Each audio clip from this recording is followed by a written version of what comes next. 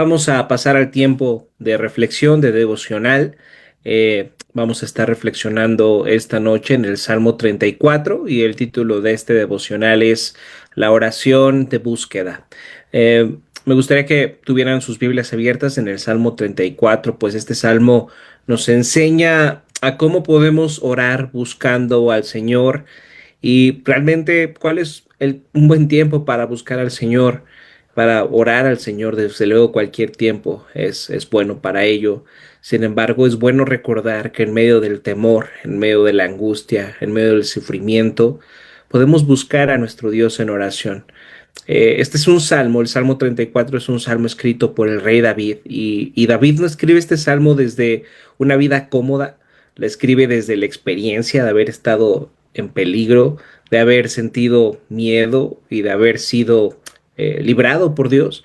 Y desde esa experiencia nos invita a hacer algo muy importante, no solo a saber cosas acerca de Dios. Nosotros somos expertos sabiendo cosas acerca de Dios. Sin embargo, muchas veces todas esas cosas que sabemos acerca de Dios no son una realidad en nuestras vidas, no son una realidad en nuestro corazón. Entonces David nos está invitando no solamente a saber cosas acerca de Dios, sino a probar y ver que el Señor es bueno. Entonces vamos a reflexionar esta noche en este salmo y me gustaría que pensáramos en esas tres ideas: la realidad de nuestros temores, el temor del Señor y la esperanza que tenemos en Cristo. La realidad de nuestros temores, el temor del Señor y la esperanza que tenemos en Cristo. La reflexión es la oración de búsqueda. Entonces, la primera idea es la realidad de nuestros temores. Fíjense, pongan atención en lo que dicen los versículos 4 y 6 del Salmo 34. Dice: Busqué al Señor y Él me respondió, me libró de todos mis temores. Este pobre clamó y el Señor lo oyó y lo libró de todas sus angustias.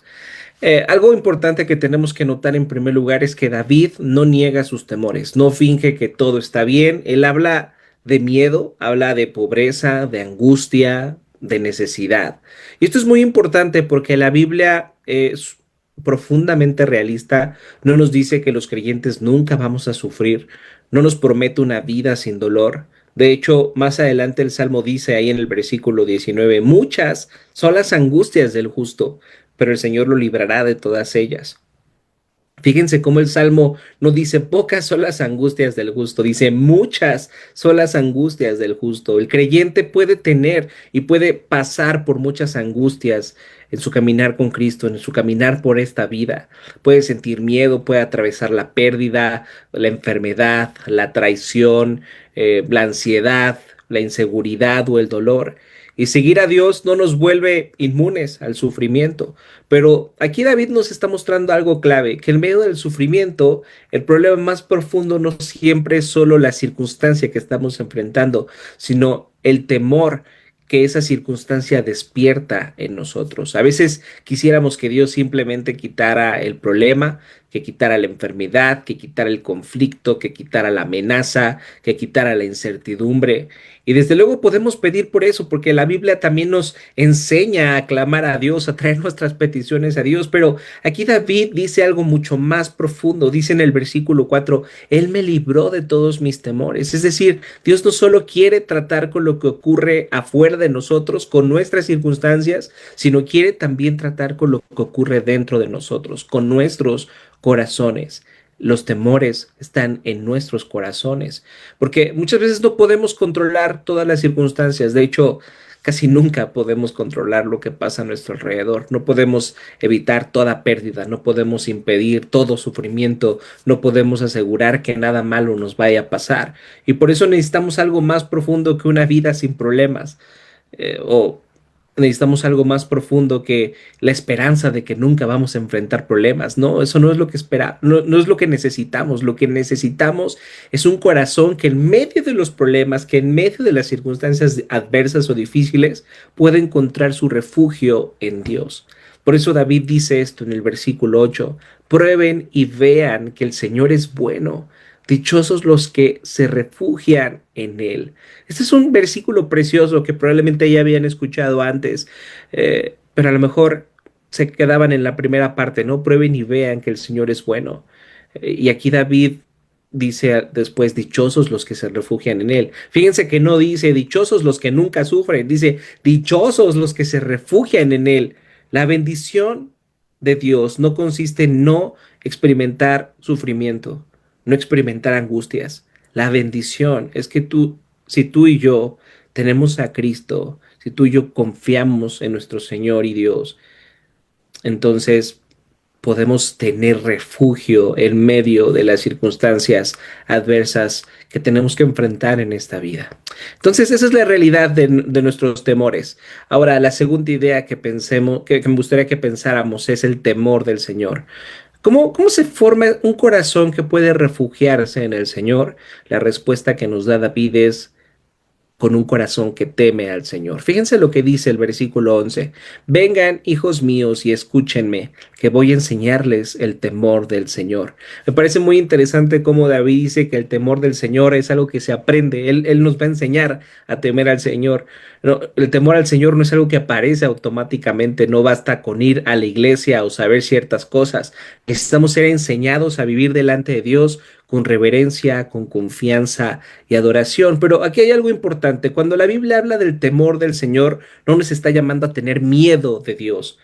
No nos está llamando a tener un miedo de, ay, el Señor me va a hacer algo o me va a castigar y entonces me alejo de Él o me puedo portar muy bien porque tengo miedo a que me castigue. No, eso no es el temor del Señor del que la Biblia habla. El temor del Señor es un asombro, estar asombrados ante quién es Dios, ante la gloria de Dios, ante su majestad.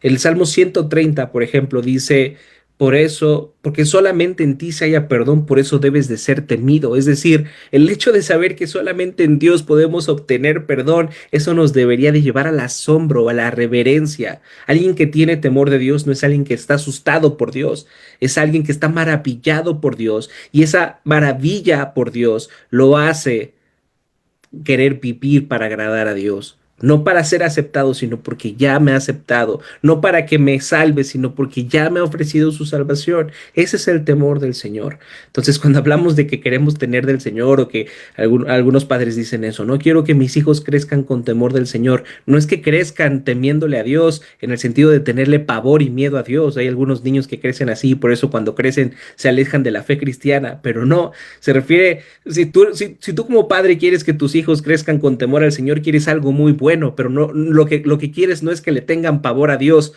que no se quieran acercar a Él por miedo de que les haga algo, sino que estén maravillados de lo que Dios es. Y si tú como padre quieres que tus hijos crezcan con temor del Señor, tú debes demostrar tú debes demostrarles a tus hijos cómo estás maravillado de quién es Dios. Eso es el temor del Señor. Entonces, algo importante, y es de lo que veníamos hablando en el primer punto, es que hay temores que nos destruyen. El miedo, casi todos nuestros miedos vienen del futuro. ¿Están de acuerdo de algo que todavía no ha sucedido, pero que tenemos miedo a que suceda?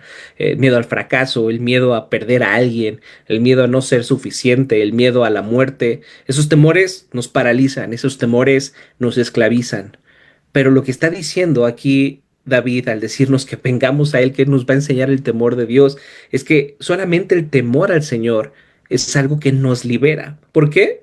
Porque cuando Dios se vuelve grande ante nuestros ojos, cuando se vuelve glorioso ante nuestros ojos, todo lo demás alrededor de nosotros empieza a tomar su verdadera perspectiva, a tomar su verdadera dimensión, su verdadero tamaño. Cuando contemplas la gloria de Dios, tú te das cuenta que sigues siendo pequeño, pero que ya no estás perdido.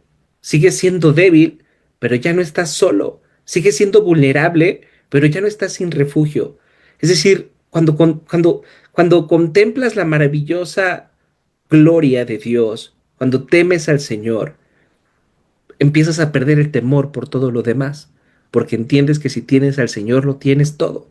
El problema es que no pasa eso en nuestros corazones y tenemos miedo a perder lo que pensamos que nos da nos da verdadera identidad. Si tu identidad está verdaderamente en Cristo, entonces no habría temor, más que temor al Señor, más que reverencia al Señor, más que maravilla a la gloria de nuestro Dios. Por eso David nos invita a esto en los primeros versículos. Fíjense lo que dice el versículo 1: bendeciré al Señor en todo tiempo, lo alabarán siempre mis labios. Mi alma se gloría en el Señor, lo oirán los humildes y se alegrarán. Engrandezcan al Señor conmigo, exaltemos a una su nombre. ¿Se dan cuenta a lo que nos lleva el temor de Dios? El temor de Dios nos lleva a la adoración. Adorar es reconocer quién es el Señor. No porque Dios se haga más grande, sino porque nuestros ojos pueden verlo como realmente Él es. Y cuando esto sucede, el corazón empieza a descansar. David también dice esto en el versículo 9: teman al Señor ustedes sus santos, pues nada les falta a los que le temen. Los leoncillos se debilitan y tienen hambre, pero a los que buscan al Señor nada les falta. Fíjense, los leones representan fuerza, seguridad, autosuficiencia, pero incluso los leoncillos se debilitan y tienen hambre. Es decir, aún los más fuertes descubren que no son tan fuertes, aún los que se sienten más capaces se dan cuenta de que tienen límites, aún los que parecen tener todo bajo control se encuentran con circunstancias que les recuerda que no tienen el control, que no pueden dominar todo, pero los que buscan al Señor tienen lo más importante. Eso no significa que nunca les faltará o que nunca nos faltará nada material o que nunca pasaremos por alguna necesidad. Significa que si tenemos al Señor, no nos falta lo esencial, que es el Señor. En Él tenemos refugio, en Él tenemos sustento, en Él tienen salvación, en Él tienen la presencia de Dios. Fíjense cómo comienza el versículo 9: teman al Señor ustedes sus santos, pues nada les falta a los que le temen. Esto no es una promesa de que vamos a tener provisión de todo el tiempo y que nada nos va a faltar en la cuestión material o físico, las cosas que buscamos. No, es que si tememos al Señor, si sabemos quién es el Señor, nada nos hará falta. Nada nos hará falta. Eso es lo que está diciendo David. Y por eso puede decir: prueben y vean que el Señor es bueno. No solo piensen que el Señor es bueno. No solo repitan que el Señor es bueno. Pruébenlo. Refúgiense en Él. Clamen en Él. Conózcalo más. Teman al Señor y verán que Él es bueno. Eso es lo que está diciendo David. Ahora bien, el Salmo termina con una promesa preciosa. Vea lo que dice el versículo 22: el Señor libra a sus siervos, no serán condenados los que en Él se refugian. Esta es la esperanza del creyente, esta es la esperanza del cristiano. Quienes se refugian en el Señor no serán condenados. Pero ¿cómo puede ser eso cierto? Porque la verdad es que si tú y yo somos honestos, no siempre hemos vivido con el temor al Señor. Lo acabo de expresar, lo acabo de explicar. Muchas veces hemos temido más a perder cosas en este mundo que el hecho de reconocer que contamos con el amor de Dios. Hemos buscado refugio en cosas que no pueden salvarnos. Hemos hablado mal de otros para sentirnos superiores. Hemos mentido. No siempre hemos buscado la paz. No siempre hemos hecho el bien. El mismo Salmo dice en el versículo 12: el que ama la vida y desea ver muchos días felices, que refrene su lengua de hablar el mal y sus labios de proferir engaños, que se aparte del mal y haga el bien, que busque la paz y la siga. Y al escuchar esto deberíamos reconocer que hemos fallado. No siempre hemos refrenado nuestra lengua, no siempre hemos buscado la paz, no siempre nos hemos apartado del mal. Entonces, ¿cómo puede Dios decir que no serán condenados los que se refugian en Él? Los justos que se refugian en Él.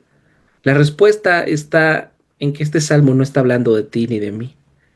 Este salmo está hablando de alguien más. Vean lo que dice el versículo 20: le protegerá todos los huesos y ni uno se le quebrarán, y ni uno solo le quebrarán. El Evangelio de Juan aplica estas palabras del versículo 20 del Salmo 34 a Jesús mientras él estaba en la cruz.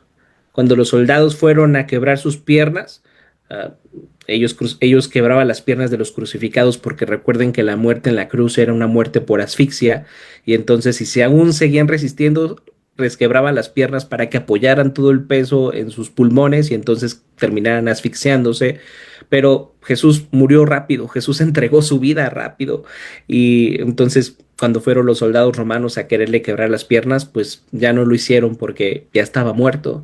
Entonces, eso significa que este salmo apunta a alguien mucho más allá de David, a alguien mucho más allá que a ti y a mí. Apunta a Cristo, Jesús es el verdadero justo que sufrió. Él fue el siervo perfecto del Señor. Él sí temió al Padre perfectamente. Él sí buscó la voluntad de Dios en todo momento. Él sí refrenó su lengua del mal. Él sí buscó la paz. Él fue completamente inocente y sin embargo sufrió. Sin embargo, fue hallado culpable y sin embargo tuvo que pagar. Fue quebrantado de corazón, fue angustiado, fue varón de dolores, fue rechazado, fue llevado a la cruz. ¿Por qué? Para que nosotros pudiéramos ser librados. Jesús experimentó la condenación que nosotros merecíamos para que ahora podamos decir, no serán condenados los que en Él se refugian. Él fue condenado para que nosotros fuéramos perdonados. Él entró en la angustia más profunda para que nosotros pudiéramos encontrar refugio en nuestro Dios. Por eso David puede invitarnos a decir esto, prueben y vean que el Señor es bueno. Dichosos los que se refugian en Él.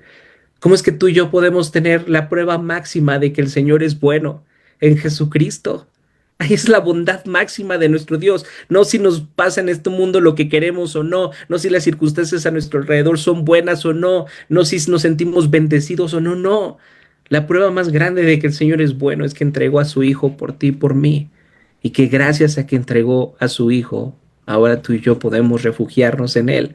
Ahora las preciosas palabras que está diciendo David en el Salmo 34 pueden ser reales, alcanzables para ti y para mí esta noche. En Cristo vemos de manera definitiva que el Señor es bueno. No lo vemos solamente porque nos va a librar de los problemas. Eso no es la promesa del Señor. Lo vemos porque en la cruz Dios entró en nuestro mayor problema, en nuestro pecado, en nuestra culpa, en nuestra condenación, en nuestra muerte, para poder hacerse cargo de ello y traernos de nuevo ante Él. Así que esta noche no vengamos fingiendo que no tenemos temores, pero qué precioso contar con salmos como el Salmo 34, que nos recuerdan que en medio de nuestros temores, que en medio de nuestras angustias, podemos acercarnos a nuestro Dios y que no seremos rechazados, sino que en Él podremos encontrar el refugio que estamos buscando. No desperdicies tu desesperación, hermano. Corre a Cristo. Hoy es un buen día para hacerlo así.